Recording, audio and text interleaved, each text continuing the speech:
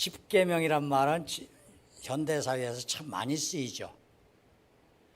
부부생활 십계명, 자녀교육 십계명, 직장생활 십계명. 제가 또 설교를 위해서 인터넷을 쫙 검색을 하다 보니까 공정여행 십계명이라는 것도 있더라고요. 어디나 지금 십계명이란 말이 붙어 있습니다.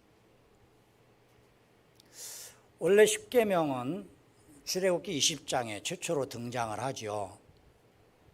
시내산에 강림하신 하나님이, 우리가 19장을 안 읽어봤지만 19장 18절부터 20절에서 보면 시내산의 연기가 가득한 가운데서 불로 임하시는 하나님, 그리고 모세를 거기까지 올라오라고 명령하시니까 모세가 올라가서 하나님을 만났고, 거기에서 하나님이 두 돌판에다가 친히 그 십계명, 하나는 하나님과 관계된 십계명, 인간끼리의 관계, 이 두 가지 돌판을 새겨서 모세의 손에 들려줬던 것, 이게 십계명이잖아요.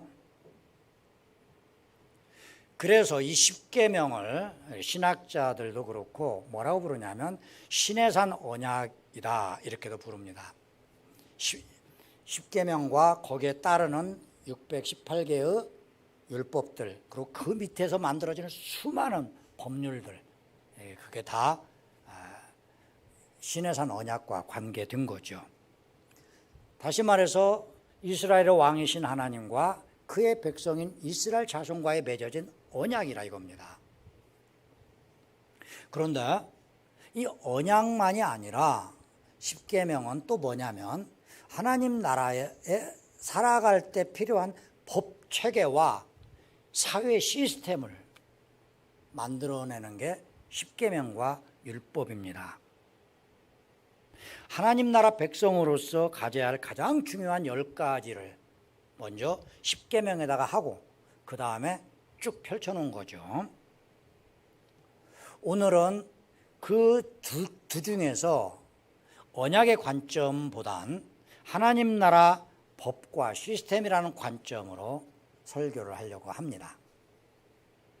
자, 그런데 오늘 설교의 내용을 잘 이해하기 위해서 돕기 위해서 제가 우리 대한민국 국민으로서 살아가야 할 자세, 여러분도 다 직접 배운 건 아니라도 우리가 몸으로서 경험으로서 터득한 자세들을 잠깐 한번 살펴보려고 합니다. 자, 여러분, 저도 그렇고 여러분도 다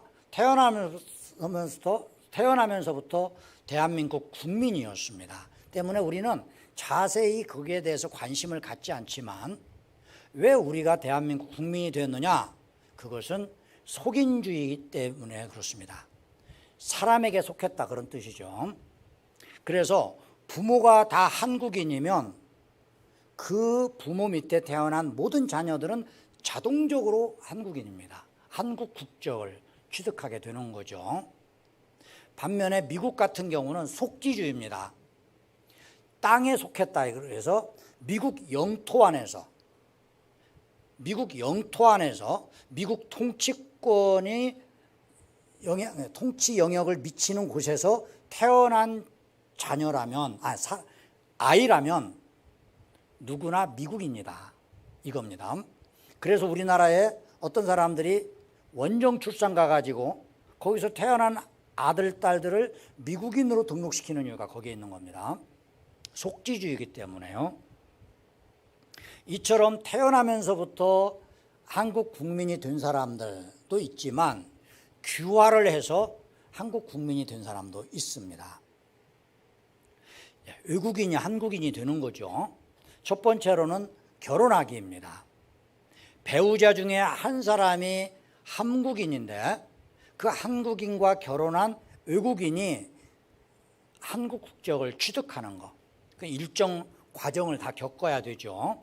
실제 두 사람이 혼인관계인지 다 살피고 여러 가지 절차를 겪은 다음에 그 조건이 채워지면 그 사람은 한국 국민이 되는 겁니다. 또 결혼하지 않았어도 귀화 신청을 했고 그 귀화를 통해서, 이민을 통해서 대한민국 국민이 되는 사람들도 있습니다. 그 사람들은 한국어도 또 한국 국사도, 한국 역사도, 그리고 애국가도 누구보다도 잘. 그래서 이 사람들이 우리들 태어나면서도 한국인이 된 우리보다 애국가를 훨씬 잘한다는 거 아닙니까? 여러분 중에 사절까지 할 줄 아시는 분? 1절도 제대로 알까 모르죠. 근데 이들은 사절까지 다 글자 하나도 틀리지 않고 정확하게 한다는 거 아닙니까? 왜냐하면 그게 바로 귀화의 조건 중에 하나이기 때문에 그래요. 여하튼 대한민국 국민이 되면 국민으로서의 권리와 의무를, 권리는 얻을 수 있고 의무는 감당을 해야 합니다. 3대 의무라고 했잖아요. 국민의 3대 의무. 뭡니까? 교육의 의무, 납세 의무, 국방 의무죠. 이 세 가지 의무뿐만 아니라 대한민국이 정해놓은 모든 법과 질서를 지킬 의무가 있습니다. 대한민국 국민이기 때문에. 대한민국 국민은 해외에 나가도 우리나라 법을 지켜야 합니다. 또 해외 외국인인데 대한민국 안에 살고 있으면, 대한민국 안에 있으면 일단 대한민국을 떠나기 전까지는 대한민국 법을 지켜야 합니다. 때문에 대한민국 국민은 한국 안에 있을 때는 우리나라 법만 지키면 되지만 미국을 간다, 중국을 간다, 일본을 간다 그러면 그 나라 법도 지켜야 합니다. 이렇게 법과 질서를 잘 지키면 대한민국이 제공하는 모든 혜택과 권리를 누릴 수 있습니다. 현재 우리나라 전 세계 국부의 GNP의 크기가 12위라고 그러죠. 브라질한테 밀렸다는 말도 있던데 10위 아니면 13위인데요. 대한민국이 제공하는 혜택을 의무를 다한 사람들은 누릴 수 있습니다. 의무를 다하지 못한 사람들은 누리지 못하죠. 저기 큰 학교에 들어가 있잖아요. 큰 사람들이 다니는 학교. 참고로 우리 대한민국이 제공하는 여러 혜택 중에서 우리는 여기 있으니까 잘 모르지만 여권 파워, 여권, 패스포드, 여권 파워가 전 세계에서 2위 아니면 3위라는 말 있잖아요. 그만큼 세다는 겁니다. 그래서 해외에 나가시는 분들이 그 공항 검색대 앞에서 하는 것을 보면 대한민국 국민들은 쑥쑥쑥 나가요. 그런데 언뜻 봐도 조금은 초라해 보이고 조금 그런 국가 사람들은 쭉 줄 서가지고 오랫동안 조사를 받습니다. 마찬가지로 외국에서 한국에 들어올 때도 마찬가지예요. 그만큼 우리나라가 제공하는 이런 많은 혜택을 누릴 수가 있어요. 법과 질서를 잘 지키면. 자, 그렇다면 정상적인 국민으로서 살아가기 위해 한국에 얼마나 법이 많습니까? 또 온갖 질서들이 얼마나 많습니까? 그런 모든 것들을 다 알아야 할까요? 그건 아니겠죠. 수많은 법률을 공부하는 사람들이 있습니다. 판검사, 변호사, 또 로스쿨 학생들, 그리고 그쪽 계통에서 일하는 사람들. 이런 사람이 있고 두 번째 사람이 있어요. 법 공부를 많이 하는 사람이 있답니다. 죄수들이 그런다고 그래요. 범죄자들이. 그래서 감옥을 2번만 들어갔다 나오면 법 전문가라고 그런다잖아요. 그만큼 법에 대해서 공부를 많이 한다는 겁니다. 우리들은 그렇게 많이 모르죠. 그런데도 우리가 이 땅에서 무난히 살아갈 수 있는 것은 선량한 시민으로서의 교양과 지식과 상식을 갖고 있기 때문에 가능한 것입니다. 우리는 자유민주주의 국가이기 때문에 첫 번째 자유가 있어요. 여러분, 자유란 뭡니까? 남에게 해를 끼치지 않는 조건 하에서 내가 내 뜻대로 행할 수 있는 것이 자유입니다.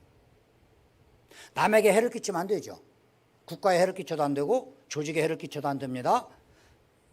나 이외에 다른 누구에게, 심지어는 나 자신에게도 해를 끼치면 안 되죠. 자해하면 안 되죠. 그런 범위 안에서 자유, 내 뜻대로 할 수 있는 겁니다. 반면에 책임이 있어요. 자유에는 반드시 책임이 따릅니다. 내가 자유이기 때문에 내 멋대로 한다? 아닙니다. 내가 자유롭게 한 행동의 결과에 대해서는 다른 사람이 책임지는 게 아닙니다. 내가 져야 합니다. 근데 지금 너무나도 많은 사람들이 바로 이 부분을 지키지 않기 때문에 대한민국에서 지금 무척 많은 갈등과 그러면서 서로 스트레스를 받고 원망과 불평이 가득하다가 행복한 사람이 보이니까 화가 나서 찔러 죽이고 이런 사태가 빚어지는 게 바로 이 책임에서 무책임하기 때문에 그렇습니다. 자유는 좋은데, 권리는 좋은데 의무와 책임은 가볍게 보는 사람들이 많아지기 때문에 그래요. 이 둘을 잘 지키면 구체적으로 헌법, 형사법, 민사법, 그중에서 형사법 중에서 수많은 법들, 민사법 중 마찬가지로 하다못해 도로교통법, 여러분 다 아십니까? 모르죠? 그럼에도 불구하고 우리가 이 자유와 책임을 정당한 교양과 지식과 상식을 갖고 행하면 거의 대부분은 지킵니다. 거의 대부분은. 그래서 대한민국에서 무난히 살아갈 수가 있는 것이죠. 자, 이런 사전 지식을 갖고서 십계명을 한번 분석해 보겠습니다.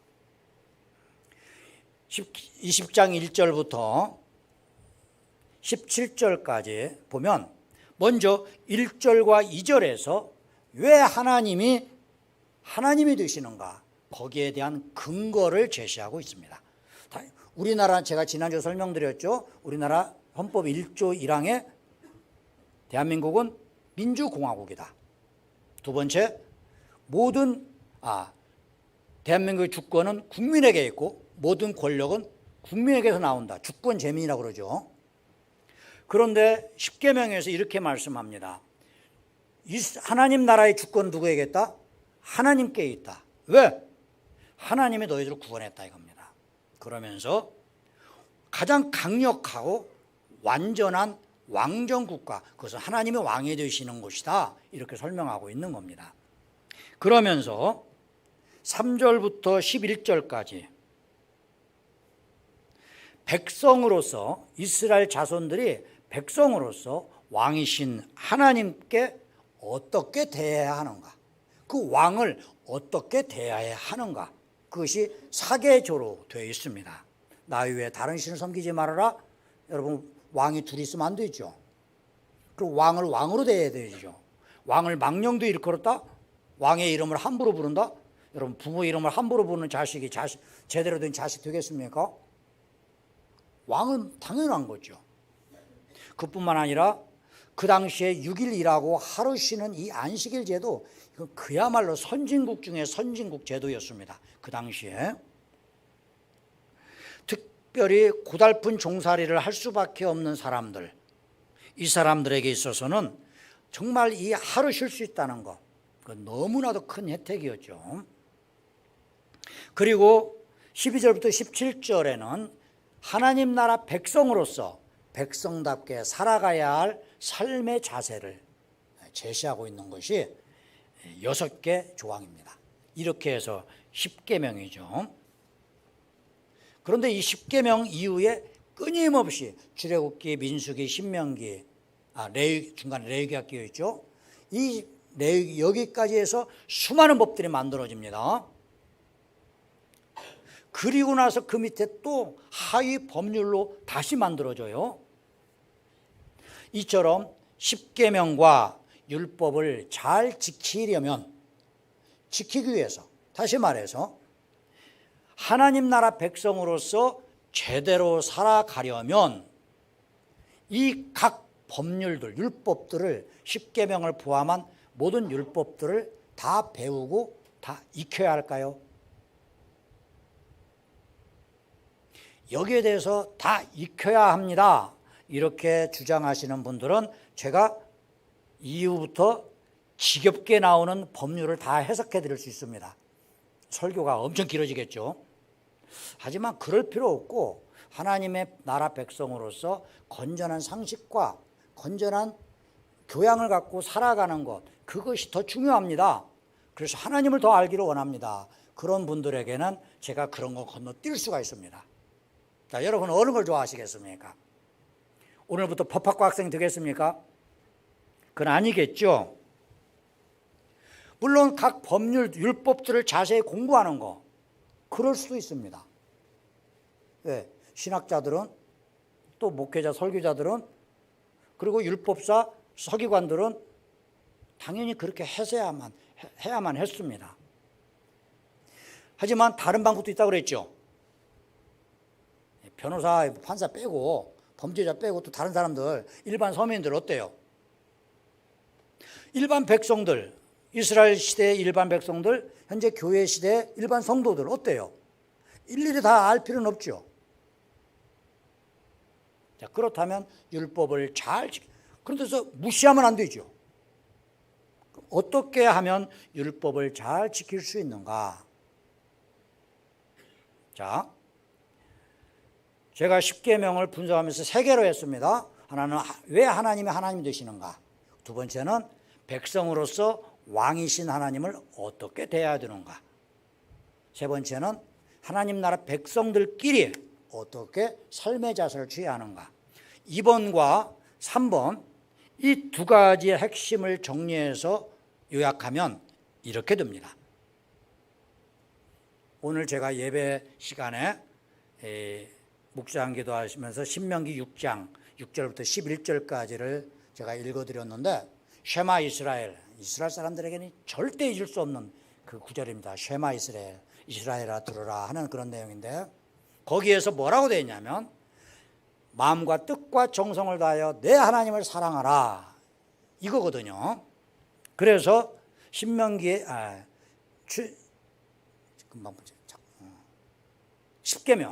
십계명의 첫 번째가 뭐냐면 위로는 하나님을 사랑하라.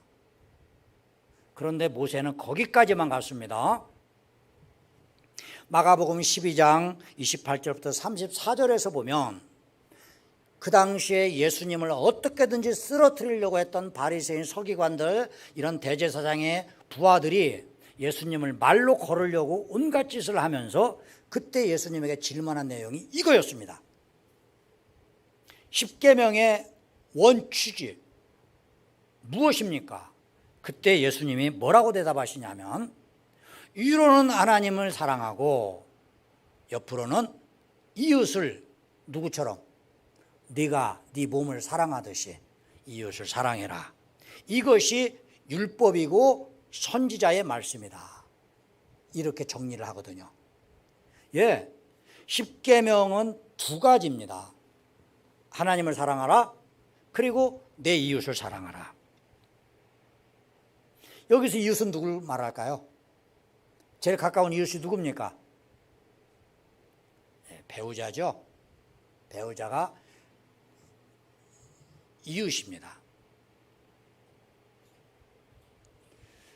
근데 왼수로 생각하는 사람 많아요.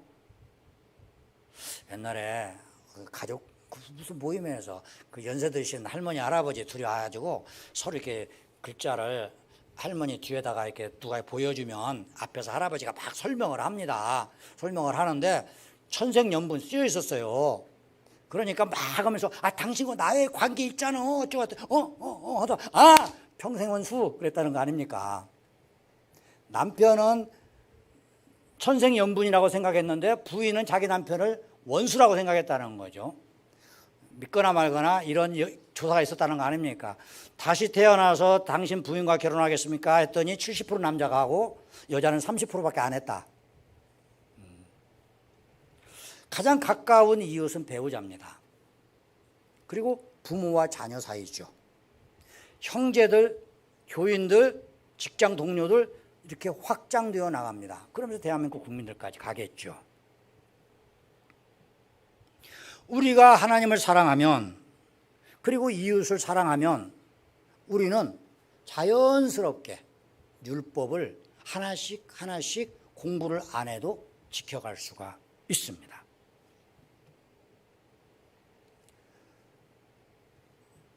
제가 싱크대 가가지고 칼 하나를 꺼내서 제 아내한테 가까이 가도 제 아내 전혀 두려워하지 않습니다.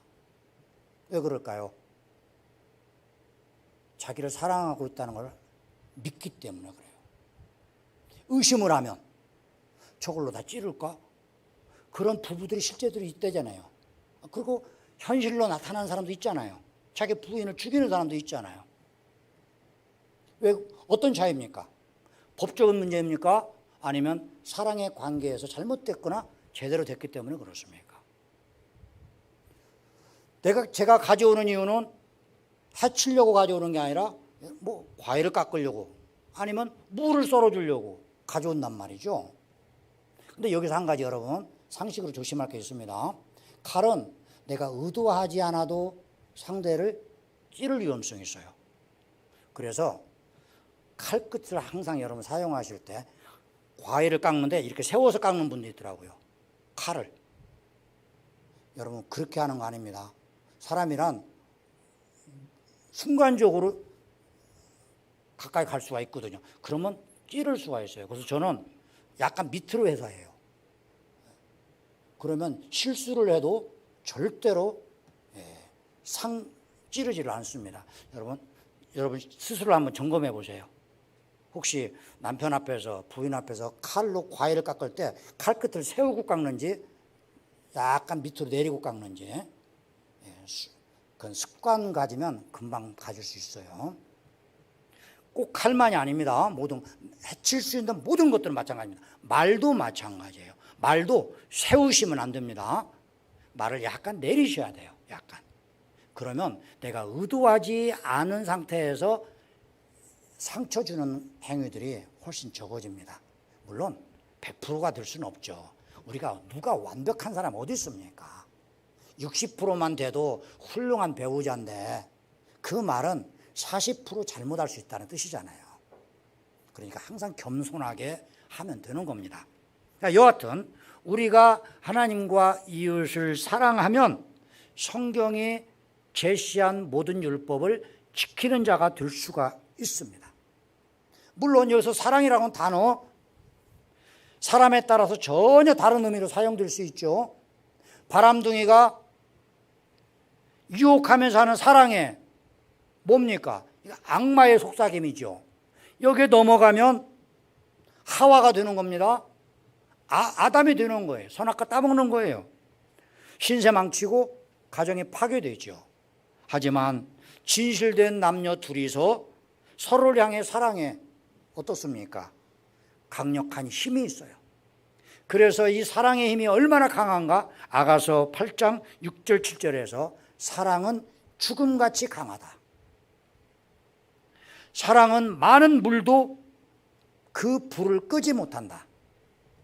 홍수라도 그 사랑을 삼키지 못한다. 이처럼 같은 사랑이란 단어라도 이렇게 차이가 난단 말이에요. 더 큰 사랑은 무엇이냐? 아가페죠. 하나님이 우리를 마지막까지 사랑해 주시는, 그리고 그의 피값으로 우리를 사서 우리를 하나님의 자녀로 삼아 주신 이 놀라운 은혜를 아가페, 하나님의 사랑이라고 하죠. 단어는 똑같습니다. 의미는 달라요. 우리는 하나님 사랑, 그 다음에 진실된 사랑, 여기까지 가야지 이 밑에 있는 천박한 사랑이란 단어를 사용하는 자가 되어서는 안 됩니다. 자, 그런 의미에서 사랑하면 율법을 다 지킬 수 있다. 이것이 하나님은 우리에게 가르쳐 주신 힌트예요.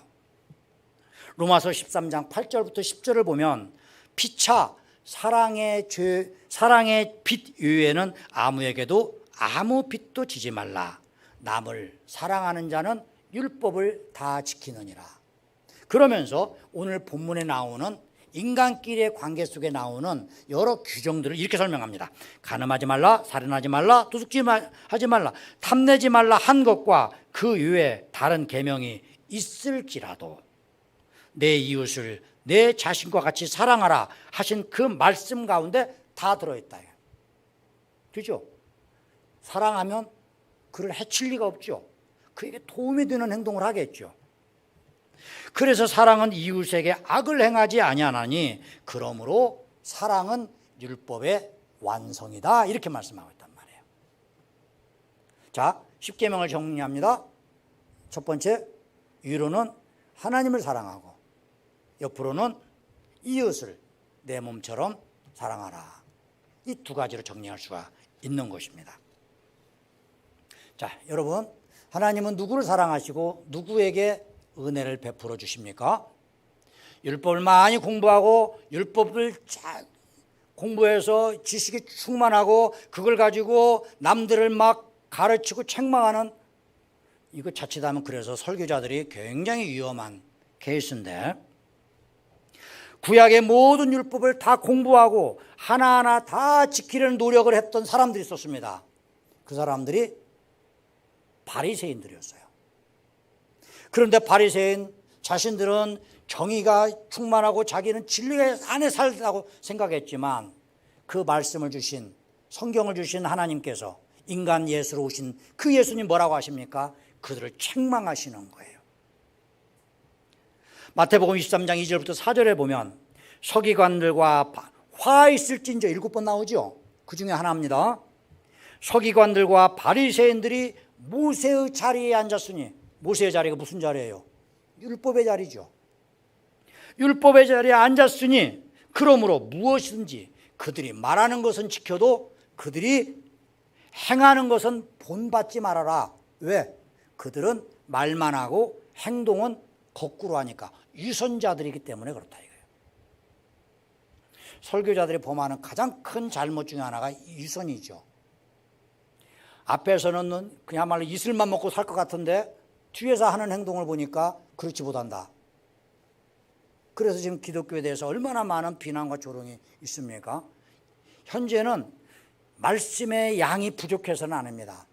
솔직히 설교자들의 설교 능력이 엄청나게 좋아졌어요. 지금 뭐가 자꾸 교회가 약해지는 이유가 어디냐면 윤리에서 자꾸 무너지고 있기 때문에 그래요.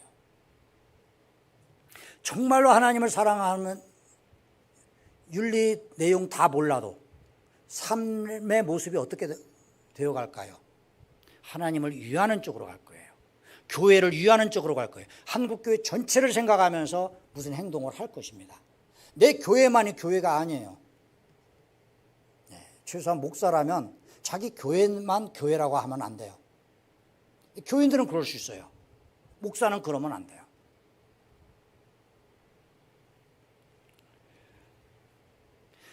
또 무거운 짐을 묶고 사람의 어깨에 지우되 자기는 이것을 한 손가락도 움직이지 않는다. 율법이란 율법은 다 공부했고 남을 가르치면서 지키라고 하는데 자기들은 하나도 안 지킨다 이겁니다. 반면에 베드로에게 예수님이 이렇게 대하셨습니다. 자, 요한복음 21장 15절부터 17절에 보면 부활하시고 난 예수님이 갈릴리로 도망가다시피 하면서 위축되어 있던 베드로와 7 제자들이 밤새도록 고기를 잡다가 한 마리도 잡지 못했을 때 예수님이 해변에 서서 그들에게 고기를 잡게 하시죠. 깊은 곳에다 던져라. 거기가 어디입니까? 누가복음 5장에 바로 그 처음 베드로를 사도로 부르실 때 바로 그 자리입니다. 그 깊은 곳. 그랬더니 그날도 고기를 많이 잡았어요. 그래서 가지고 나왔습니다. 그런데 보니까 거기에서 예수님이 고기를 미리 생선을 구워서 제자들에게, 배고파하는 제자들에게 나눠주십니다. 그리고 나서 베드로에게 이렇게 질문하십니다. 요한복음 21장 15절부터 17절에 보면 예수께서 시몬 베드로에게 이렇게 말씀하십니다. 요한의 아들 시몬아, 내가 이 사람들보다 나를 더 사랑하느냐? 베드로가 대답합니다. 주님, 그러하여이다. 하나이다. 내가 주님을 사랑하는 줄 주님께서도 아십니다. 예수님이 이렇게 대답하십니다. 알았다. 내 양을 쳐라. 내 어린 양을 쳐라. 두 번째 또 질문하십니다. 요한의 아들 시몬아, 내가 나를 사랑하느냐? 주님, 그러하나이다. 내가 주님을 사랑하는 줄 주님께서 하시나이다. 내 양을 쳐라. 첫 번에는 내 양을, 어린 양을 먹이라 이군요. 두 번째는 내 양을 치라. 세 번째 이르십니다. 요한의 아들 시몬아, 내가 나를 사랑하느냐? 그러니까 주께서 세 번째 내가 나를 사랑하느냐 질문하시니까 베드로가 두려워하면서도 이렇게 대답합니다. 주님, 모든 것을 아시오매 내가 주님을 사랑하는 줄 주님께서 아시나이다. 그랬더니 예수님이 뭐라고 대답하시는가? 내 양을 먹이라. 왜 세 번 말씀하셨을까요? 왜 세 번 질문하셨을까요? 베드로가 예수님이 십자가에서 달리시기 전날 저녁에 부인을 몇 번 했어요? 세 번 했죠. 때문에 베드로 마음속에는 뭐가 있어요? 예수님을 부정했다. 내가 그때 결정적인 순간에 예수님을 버렸다. 내가 그때 예수님을 저주까지 했다. 그 죄책감이 가득 고여 있었어요. 무슨 말을 해도 이게 자기 잘못에 대한 죄책감이 벗어날 수가 없어요. 옆에서 아무리 많은 말을 해도 너 그때 3년 동안 얼마나 예수님을 위해서 열심을 다했냐.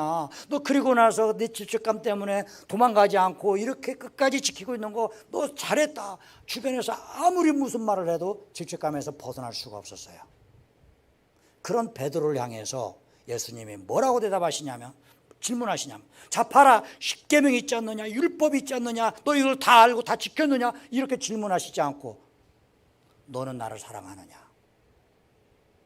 베드로가 대답 속에서 제가 그때 부정했지만 제가 사랑하는 마음만큼만은 분명한 사실입니다.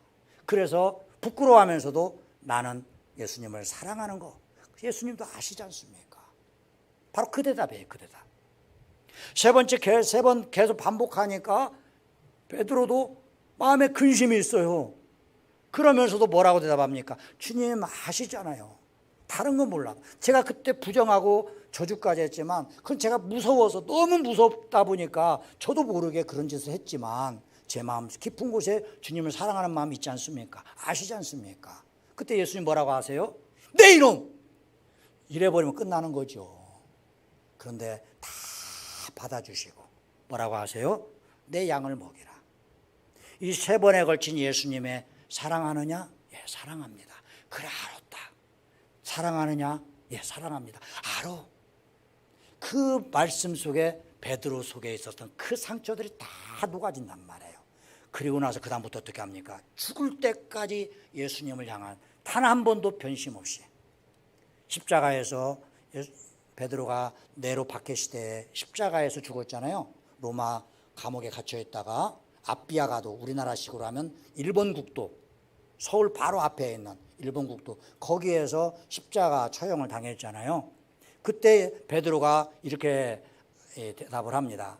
내 주님께서, 내 아예 그리스도께서 십자가에서 죽으셨, 내가 어떻게 동일한 모습으로 죽을 수 있겠느냐. 그러면서 거꾸로 매달려서 십자가에서 순교를 하셨습니다. 여러분, 육체적인 고통은 얼마나 더 컸겠습니까? 하지만 예수님을 사랑하는 마음이 너무 크니까 그 고통조차도 오히려 기쁨으로 여기고 순교의 잔을 마신, 그래서 의의 면류관을 쓰기에 합당한 자가 됐던 거 아닙니까? 그때 만일에 율법을 제시했으면 베드로는 넘어졌을 겁니다. 그런데 너는 나를 사랑하느냐? 예, 부족하지만 사랑합니다. 그 질문과 대답이 세 번 반복되면서 베드로는 완전히 회복됐단 말이에요.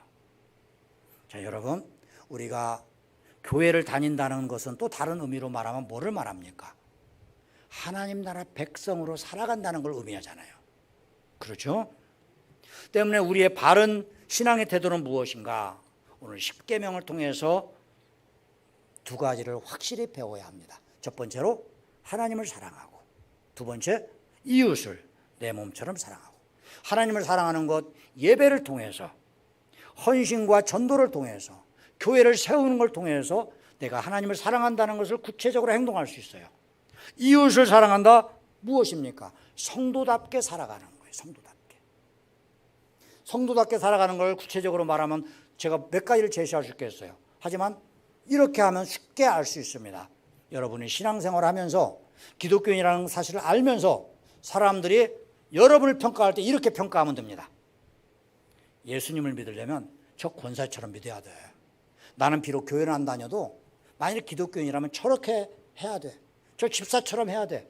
이런 칭찬을 들을 수 있으면 하나님을 사랑하고 이웃을 사랑하는 것을 내가 실천하고 있다는 것을 말하는 것입니다. 반면에 어이구 내가 저 권사 때문에 교회 안 다녀. 권사? 권투사범이야? 싸우기는 잘해. 이런 말을 들으면 내가 아무리 여기서 율법의 이야기, 십계명의 이야기, 성경에 받은 모든 성경 구절을 인용을 해도 그 사람들은 절대로 감동하지 않을 것입니다. 그리고 하나님도 칭찬하지 아니하실 것입니다. 로마서 14장 18절 말씀에 그래서 이렇게 설명합니다. 그리스도를 섬기는 자는 첫 번째로 하나님을 기쁘시게 하고 두 번째 사람들에게도 칭찬을 받느니라. 그리고 이것이 행복입니다. 우리가 찬양을 할 때 어때요?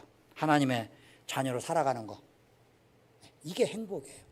이 행복을 아는 자라면 우리는 하나님을 사랑하고 이웃을 사랑하는데 용기를 가질 수 있습니다. 힘을 갖고서 이 십계명을 지켜나가시기를 예수님의 이름으로 축원합니다. 기도하시겠습니다. 좋으신 아버지 하나님, 하나님을 사랑하고 이웃을 사랑하는 것이 결국은 성경에 나오는 그 수많은 규례들, 법규들, 율법들을 지킬 수 있는 가장 큰 힘이 되는 줄 믿습니다. 비록 부족하지만 부족한 가운데서도 주님 사랑합니다. 이웃을 사랑하겠습니다. 그래서 주변에 칭찬 들을 수 있는 믿음의 성도의 길을 가겠습니다. 우리가 새롭게 각오하는 시간 되게 하옵소서. 예수 그리스도의 이름으로 기도합니다. 아멘.